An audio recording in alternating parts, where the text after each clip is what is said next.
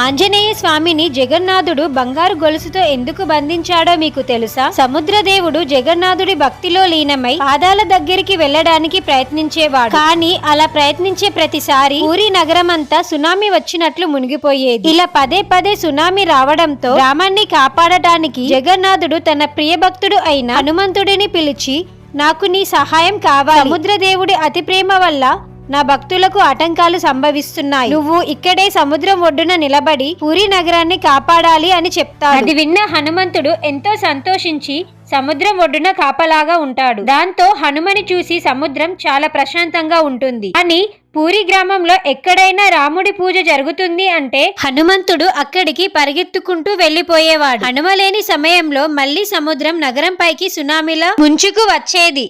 దాంతో జగన్నాథుడికి చాలా కోపం వచ్చి హనుమంతుడితో, మారుతి, నిన్ను ఎవ్వరూ ఆపలేరు, నాకు కూడా వేరే దారి లేదు, నిన్ను కర్తవ్యమని గొలుసుతో కట్టేస్తా అని చెప్పి పూరి నగరం ఒడ్డున ఆంజనేయ స్వామిని జగన్నాథుడు బంగారు గొలుసుతో కట్టేస్తాడు. ఆ ప్రదేశంలోనే బేడి హనుమంతుడి గుడిని కట్టించారు. ఆ గుడిలో ఇప్పటికీ బంగారు గొలుసుతో కట్టేసిన హనుమంతుడి విగ్రహం ఉంటుంది.